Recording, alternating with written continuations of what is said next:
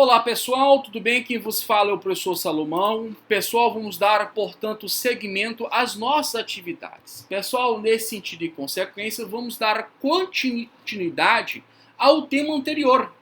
Bem, agora nós vamos aprofundar especificamente a chamada tutela jurisdicional. Antes de analisar pontualmente acerca da distinção de direito material, processual, inclusive vamos trabalhar matérias que são tanto de direito material e processual simultaneamente, como os honorários advocatícios. Eu quero deixar bem claro para vocês que o Estado, pessoal, ele pode ser enxergado sobre três facetas bem claras. O Estado pode ser visto como Estado legislador, subsequentemente você pode ver o Estado como Estado administrador e, por fim, o Estado juiz. Repito, quando você olha o Estado, a pessoa jurídica territorial soberana, dotada dos elementos povo, território e governo soberano, você traz a percepção, no que tange no que se refere à separação dos poderes, que esse Estado tem uma função na condição de Estado legislador, uma função de Estado administrador e na outra função Estado julgador, Estado juiz. Estado que tem, portanto, o ofício de realizar a composição do litígio. Realizar, portanto, a composição da lide instalada. Veja que, quando eu falo Estado legislador, eu estou falando de uma forma bem genérica. Porque nós sabemos que o legislador, ele tanto cria normas jurídicas, positivando-as através, pontualmente, de leis, nós também temos a função desse legislador de fiscal das contas públicas do Estado. E aí ele exerce o chamado controle externo. Pontualmente, peço-lhes para consultar os artigos 70 e 71 da Constituição. Mas não é a aula de hoje isso. Só quero enfatizar que estou falando de uma forma bem genérica. Até porque eu quero focar uma das tutelas, que é a tutela jurisdicional. Então, repetindo. Esse Estado, essa pessoa jurídica territorial soberana, em que exerce, portanto, pessoal, funções tipicamente estatais, que é de legislar, que é de julgar, que é de executar, portanto, comando legislativo, aplicando políticas públicas, etc.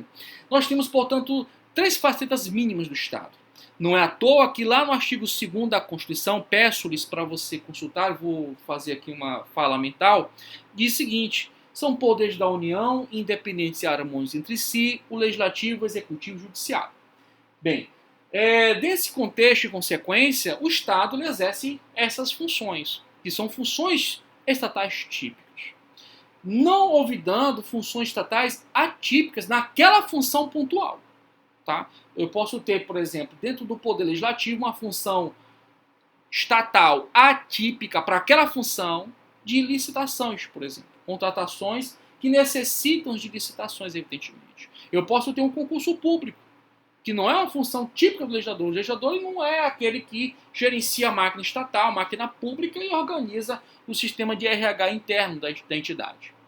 Mas vejam, dentro dessas três facetas, existe uma que exaure efetivamente a soberania interna do Estado, que é a chamada tutela jurisdicional.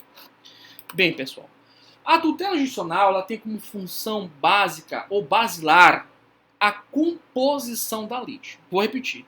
A função exercida pelo Poder Judiciário, no que tange se refere ao exaurimento da tutela jurisdicional, tem como desiderato máximo a composição da lide. Nesse sentido e consequência, o Estado ele vai se pronunciar e dizer a quem tem o direito ao caso concreto, a quem tem o direito violado. Só que nós sabemos que o Estado também exerce uma jurisdição voluntária.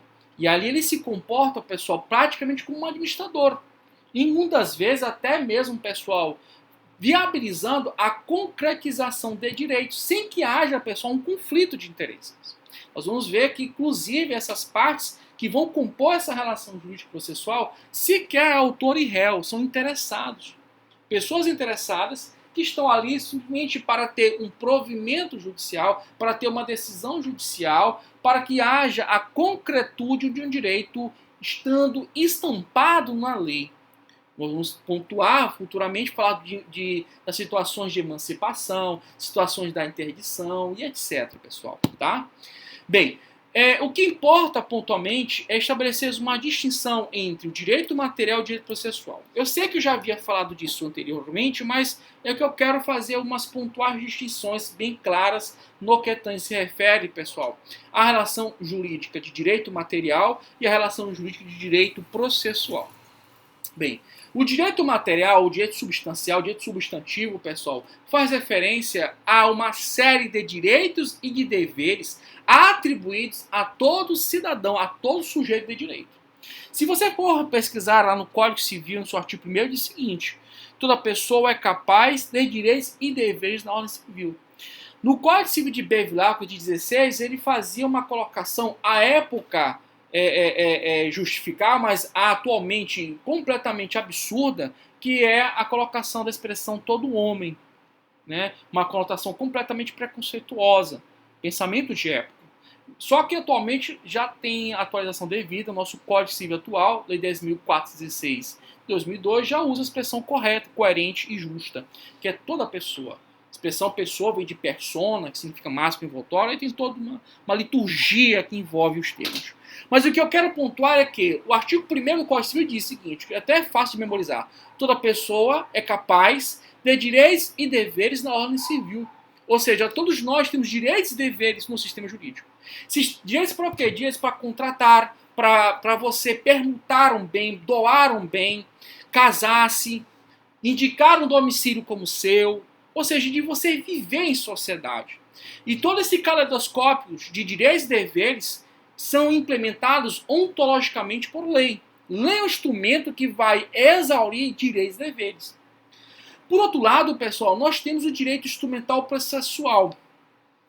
O direito processual instrumental, pessoal, ele não nasce para dizer se a pessoa tem direito de comprar ou não imóvel, ele não nasce para dizer se a pessoa tem a prerrogativa de alienar um bem, de casar ou não casar, se tem regra de impedimento, situações em que ele é não titular de um direito sucessório.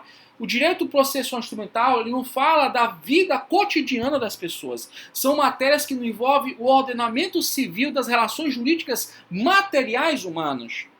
O direito processual, eu posso até começar a implementar uma figura, né, uma metáfora. O direito processual, ele fala a linguagem da relação jurídica estabelecida entre as partes no âmbito de um conflito de interesses, no âmbito de uma situação formada de litígio. Eu posso até dizer, vou usar a expressão que meu pai usava à época quando estava vivo, que você pode dominar o direito material, mas se você não entende direito processual, você é um analfabeto no direito. Porque é a linguagem que você exerce a prerrogativa dos seus direitos. O direito material, portanto, ele traz uma série de regras de convívio entre as pessoas, estabelecendo, portanto, uma relação de equilíbrio entre ordem e paz social. Já o direito processual, pessoal, está diretamente ligada à linguagem para que o Estado, juiz, exerça a sua tutela jurisdicional. Veja que a prestação jurisdicional ela ocorre a todo momento no processo. Lembrando que o processo ele tem o estopim com a provocação da parte. A parte autora, através da exordial, da petição inicial, ele provoca a tutela jurisdicional e o processo tramita normalmente. Veja que o objetivo é o exaurimento da tutela jurisdicional. E esse exaurimento, pessoal, necessita de uma sentença de mérito. Em verdade, nós temos duas decisões judiciais de sentenças bem claras. Nós temos uma sentença que não resolve o mérito, sem resolução de mérito, e nós temos uma decisão judicial de sentença com resolução de mérito. Lembrando que são pronunciamentos do juiz.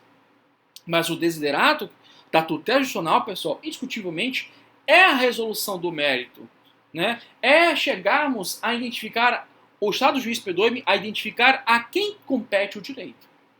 Bem, feito essas análises pontuais, olha só esse caso aqui, pessoal. Coloquei para vocês uma típica relação jurídica contratual, em que envolve credor e devedor.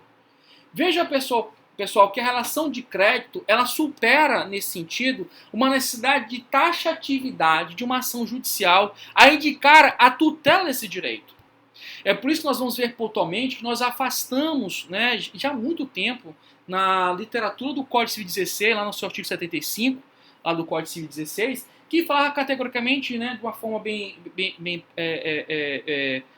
simbólica de minha parte, que a todo direito reflete uma ação e toda ação reflete um direito, né, que era o pensamento de Savigny, grande jurista, grande pensador. Veja que o direito material ele é completamente diferente, ele é independente do direito processual, assim vice-versa. É por isso que nós, quando analisamos pontualmente o direito processual, nós analisamos, portanto, o direito de ação, ele é abstrato, ele é autônomo, ele é público. Isso reflete o quê, gente? Uma clara separação, né, um mar divisor entre direito material e direito processual.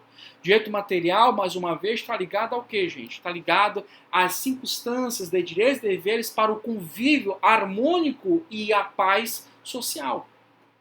É a prerrogativa do direito do indivíduo de exercer uma multiplicidade, como um caleidoscópio de relações jurídicas para aquisição ou não de obrigações, para aquisição ou não de deveres. E isso não envolve, pessoal, a presença da autoridade do Estado, a priori, confesso, a priori, a autoridade do Estado, a priori, para que haja a validade desse direito, a não ser que seja necessário um acréscimo da intervenção do Estado para complementar a dar validade desse negócio jurídico praticado. Mas não sendo, você não invoca o Estado para você comprar, por exemplo, uma bala, comprar pontualmente o pessoal um carro, né? Você não tem essa necessidade de intervenção estatal. Já na relação jurídica processual, o Estado se faz presente ativamente, gente. Porque ali o Estado ele vai estar numa relação de natureza angular ou a início linear, autor e juiz, depois com a citação válida ela se torna angular, autor, juiz e réu, e aí estabelece, pessoal, uma multiplicidade, portanto, de atos judiciais até chegarmos aonde? Na sentença. Aqui no caso, olha só que interessante, relação jurídica contratual, nós temos o credor, que é o titular de um crédito, né? A expressão crédito vem de credere ou creditum, significa dizer confiar em alguém, pôr uma confiança. Então esse credor ele tem uma relação de um direito que ele compete a ele. Na outra partida tem aquele que vai, portanto, pessoal, cumprir com a adimplência do crédito consignado, do crédito informado por uma relação jurídica contratual. E temos o objeto. Esse objeto, pessoal, pontualmente numa relação de crédito e débito, fica claro que é uma obrigação justamente de dar, né? O devedor ele paga as prestações do boleto bancário. Mas também podemos ter, pessoal, uma relação de crédito em razão a um esforço de um indivíduo. O indivíduo ele deve prestar um serviço para alguém. Vai envolver o que, gente? Uma obrigação de fazer. Eu posso ter um misto, né? Vamos supor que um casamento que envolve uma obrigação de dar, fazer, não fazer. Né, a entrega de um bolo, obrigação de dar, a prestação do cerimonial do casamento, obrigação de fazer, e algumas prerrogativas contratuais adicionais que vão envolver a obrigação de não fazer. O que importa é que o direito material, pessoal, ele tem inclusive uma literatura jurídica própria no que se refere ao direito civil. A norma basilar do sistema que regulamenta as relações civis é o Código Civil. Agora, quando essas relações civis, pessoal, elas extrapolam um nível de equilíbrio, há necessidade de intervenção estatal. E aí sai da esfera do direito material e ingressa na esfera do direito processual. E o direito processual vai trazer uma série de mecanismos, de instrumentos, de técnicas, para que o juiz ele identifique o direito ao caso concreto. Vou colocar para vocês uma outra situação em concreto, pessoal. Olha só, o Estado aqui, simbolizado com a expressão físico, não obstante, é uma expressão mais usada para a administração pública fazendária, né? E em contrapartida, no outro lado, nós temos o contribuinte responsável. Aqui nós queremos simbolizar uma típica relação jurídica tributária, pessoal, em que o sujeito passivo, o contribuinte responsável, tem que arcar com o pagamento do tributo, tem que arcar com a prestação das obrigações acessórias, que são chamados também deveres instrumentais por Ricardo Lobo Torres. Então veja, aqui é uma típica relação jurídica, pessoal, mais uma vez, de direito material, mas não de direito processual ou de direito instrumental. Por quê, pessoal? Nessas relações de direito material ou de direito instrumental, nós temos indiscutivelmente, pessoal, a presença do autor, a presença do réu e, evidentemente, a presença do juiz. Bem, para a gente ficar claro essas informações, vamos aqui para o slide número 79. O slide número 79 está bem aqui embaixo.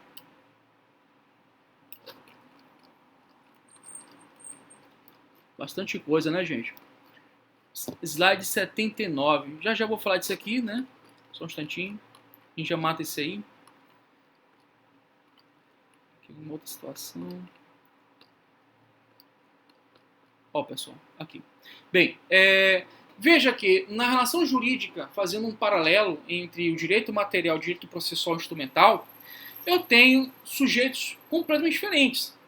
Nós não temos um sujeito de um direito a invocar o direito material, invocar um contrato, invocar um casamento, invocar uma permuta, invocar uma alienação fiduciária, invocar um leasing, nada a ver.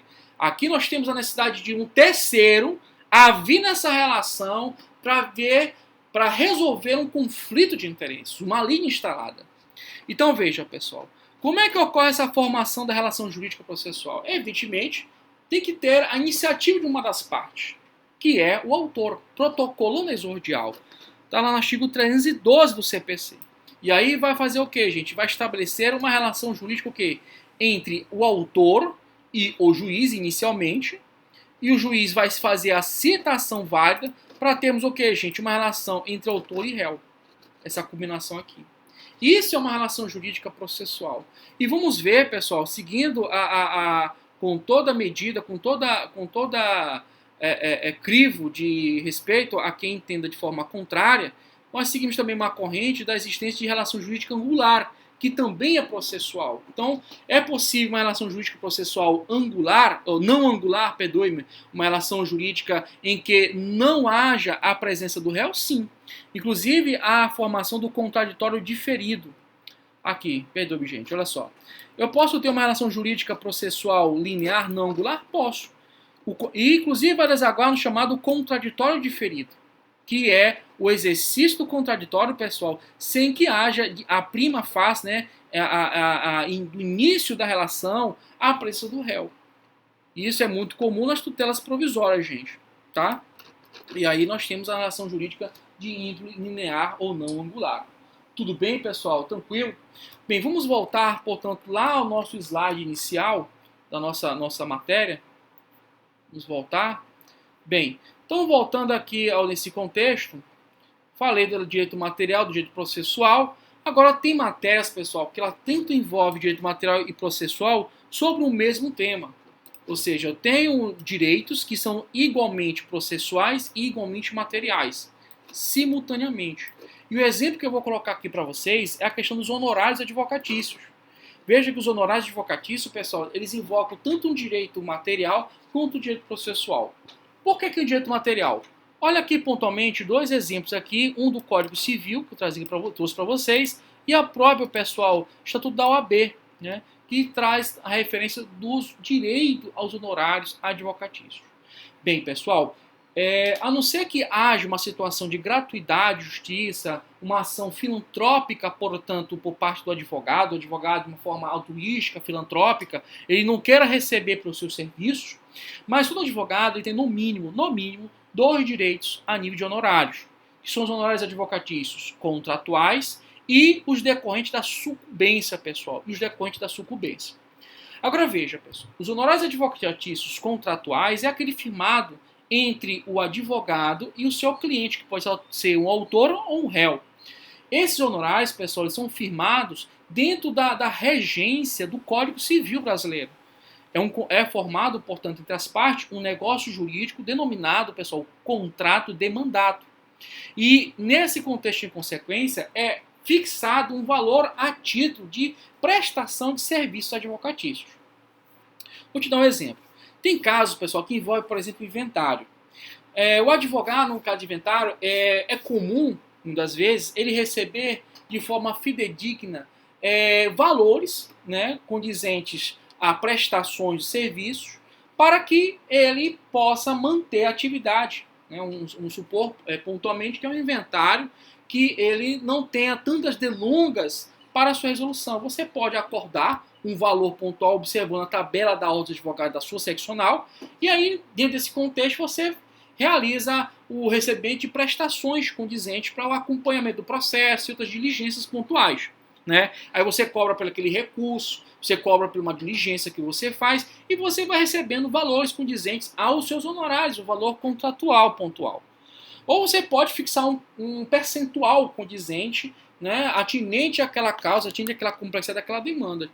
Né? Tem casos, por exemplo, que envolve inclusive pensão alimentícia, e eu tive um caso pontual de um certo período de tempo, durante um ano praticamente, eu estar recebendo todo mês para organizar a vida financeira do meu cliente acerca das pensões alimentícias, né? Que ele tinha que ter as obrigações de pagar relativamente a isso. Então, o advogado ele é ele representa uma iniciativa privada dentro da liberdade contratual, no artigo 421. Eu vou ler mentalmente, aí veja aí no Código Civil, tá? Para a gente não demorar tanto. Diz assim que a liberdade contratual será exercida em razão será exercida em razão da função social do contrato. Eu não estou na mente ainda com a redação anterior. Que na redação anterior dizia o seguinte: ó, a liberdade de contratar será exercida em razão e nos limites da função social do contrato. Mas, me corrija se eu estiver errado, a redação atual diz assim: ó, a liberdade contratual será exercida em razão da função social do contrato. Aí tem o caput, né, e o parágrafo único em seguida, que trata de outro tema conexo. E aí, dentro desse contexto, dentro do artigo 421, que transmite a referência do princípio da autonomia privada, o princípio do pacta sunt servanda de forma correlata e sucedânea, nós temos categoricamente que você, como advogado, como advogada, você pactua um contrato. Ou você estabelece um contrato de risco. E aí você tem, dependendo do êxito do seu serviço, você receberá. Veja que é dentro desse contrato, dentro do âmbito privado. Eu até fiz um slide para vocês acerca do que é uma relação jurídica horizontalizada e verticalizada. Você e seu cliente é uma relação jurídica horizontalizada, pelo crivo do pacta sunt servanda, pelo crivo da autonomia contratual, da liberdade contratual, né? Da autonomia privada, perdoe-me, e da liberdade contratual. Então, é o direito privado invocado. Em contrapartida, pessoal, existem honorários de sucumbência, os sucumbenciais, que transmite, portanto, uma relação do êxito efetivamente processual, claro, mas ele é arcado pela parte sucumbente, para aquele que perdeu a causa. Então, veja, são relações de direito que simultaneamente materiais e processuais. Veja que eu também posso invocar o direito aos honorários, do advogado, a nível essencialmente de uma situação de violação, de ruptura da lisura de um contrato. Pessoal, quando a gente fala de perdas e danos no direito civil, lá no artigo 402, nós estamos falando de danos emergentes e lucros cessantes. Então, vamos pontuar especificamente um contrato em que haja uma inadimplência contratual e, subsequentemente dela consequente, haja a ruptura do equilíbrio contratual. E aí há uma série de inadimplências contratuais, chega ao ponto que a pessoa, o escritório de advocacia com sua equipe de profissionais habilitados, entra em contrato com o devedor para entrar em acordo extrajudicial, para evitar um processo. E, evidentemente, você vai encontrar lá no boleto o valor condizente aos honorários de advogado. Isso aí são os honorários de índole, gente, não processual, eminentemente de direito material. Tá? Inclusive, tem 2 julgados recentes, aí, 2018 e 2019, do STJ, discutindo essa matéria, esses honorários aqui contratuais. Veja que honorários, aqui no 404, ele é contratual. Mas agora veja aqui, pessoal, olha só, o do artigo 85, que fala da sucumbência. Olha só. O artigo 85 do Código de Processo Civil, ele fala o seguinte: a sentença condenará o vencido a pagar honorários ao advogado do vencedor. Então veja, aqui, pessoal, é o risco da causa, é o risco do processo. Todo o processo ele vai desenvolver, ele vai desaguar, pessoal, uma consequência. Uma das partes vão ganhar, a outra vai perder, ou ambas vão ganhar, ou ambas vão perder. Faz parte, portanto, pessoal, da mecânica, da liturgia do processo. E aí vai suscitar o dever de o que, gente? De arcar com o pagamento dos honorários do advogado. Dependendo do crivo da autonomia contratual, pessoal, ali firmada, pode simplesmente o advogado, né, ele simplesmente acordar com a parte que ele não vai cobrar, né, com muitos casos. Você não sente que a pessoa não tem condições de arcar com o processo, é uma pessoa, inclusive, até próxima de você, e você sente assim, de forma clara, ó, não vou te cobrar o processo, e se eu ganhar, quem vai me arcar com o pagamento é outra parte. Né? Não vamos ser aventureiros de não cobrar o cliente, tá, gente? Isso aí é viagem, isso não existe. Mas eu estou falando pontualmente que você, por questões mesmo de respeito, de carinho, com uma pessoa próxima, né, não é um cliente chegar no seu escritório. E você não cobra os honorários contratuais, mas você tem direito aos competenciais. E mesmo em causa própria, você tem direito aos honorários, viu, gente? Agora veja, o parágrafo 2º vai fixar um critério pontual desses honorários, que são inclusive fixados, esse de sucumbência, que são fixados pelo juiz, que são diferentes de outros honorários, pessoal. Já nós vamos trabalhar aqui com vocês aqui da ação monitória, tá? Veja, a sentença condenará o vencido a pagar honorários ao advogado do vencedor. Aí vem, parágrafo 2º. Os honorários serão fixados entre o mínimo de 10% e o máximo de 20% sobre o valor da condenação, do proveito econômico obtido ou, não sendo possível, mensurá-lo sobre o valor atualizado da causa, atendidos. Aí vem os critérios aqui que o Código de Processo Civil vai identificar. Essa matéria não é desse semestre, é matéria do semestre que vem, Processo Civil 2. Mas vamos aqui pontuar alguns aspectos. Olha só, o grau de zelo do profissional, o lugar da prestação de serviços, a natureza e a importância da causa, o trabalho realizado pelo advogado e o tempo exigido para o seu serviço. Tá? Imagina o processo de falência, né? Processo de recuperação judicial. É um processos longos, né? Bem, dando seguimento, pessoal, e se for uma ação monitória? O percentual já é um pouco diferido, olha só. Sendo evidente que o direito do autor, o juiz deferirá a expedição de mandado de pagamento de entrega de coisa ou para execução e obrigação de fazer ou de não fazer, concedendo ao réu prazo de 15 dias para o cumprimento e pagamento de honorários advocatícios de 5% do valor atribuído à causa. Tá? O importante, pessoal, é que os honorários, você viu categoricamente, que tanto tangencia a matéria de direito material, né, como também direito processual. Inclusive, olha, um recente julgado aqui do STJ, né, Luiz Felipe Salomão, que é uma grande referência do direito privado brasileiro, olha o que ele trouxe aqui à luz do seu conhecimento. Em homenagem à natureza processual material e com o escopo de preservar os direitos de princípio do direito adquirido, da segurança jurídica e da não surpresa, as normas sobre honorários advocatícios de sucumbência não devem ser alcançadas pela lei processual nova. A sentença ou ato judicial equivalente da competência original dos tribunais como ato processual que qualifica o nascedor do direito à percepção dos honorários advocatícios deve ser considerada em um marco temporal para a aplicação das regras fixadas pelo CPC. Então, categoricamente, é matéria do que, gente? Tanto de índole processual quanto de índole material.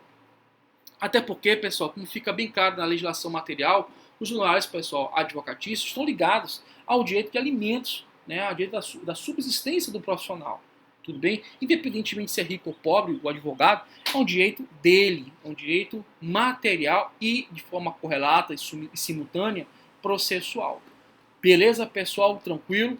Não vamos esquecer que é tanto possível ter matérias de direito material, de direito processual e tanto igualmente processual e material simultaneamente, tá? Isso vai envolver de caso a caso, de situação a situação. Bem, pessoal, antes de a gente encerrar esse bloco de aula, vamos falar um pouquinho de direito de ação, beleza? Olha só, pessoal, trouxe para vocês aqui um conceito pontual de direito de ação. Eu quero primeiramente trabalhar com vocês que o direito de ação, gente, olha só, envolve um direito público subjetivo autônomo, tá? Um verdadeiro poder jurídico do titular, seja pessoa jurídica, física, ou pessoa de direito público, de direito privado, não interessa, pessoal. Ou de ente não personificado, massa falida, né, pessoal? O espólio, não interessa. De pleitear ao Estado juiz provimento jurisdicional favorável ao seu direito, violado ou não, ou para obter definição de situações controvertidas, seja em sede de tutela contenciosa ou voluntária, exaurindo-se em pronunciamento do juiz com resolução de mérito ou sem resolução de mérito. Isso aqui, pessoal, é o tema da nossa próxima aula. Nós vamos analisar com vocês aqui de forma bem clara, bem sucinta e objetiva. Bem, pessoal, fique com Deus, tá? Se te ajudou, te complementou, foi permitido um acréscimo de conhecimento, deixe seu like, tá? Compartilhe essa videoaula e fique com Deus, viu? Muito obrigado por você ter me ouvido e olhado esses slides aí, tá? Vamos aqui para a próxima aula, próximo bloco, tá bom? Fique com Deus, até a próxima, se Deus quiser.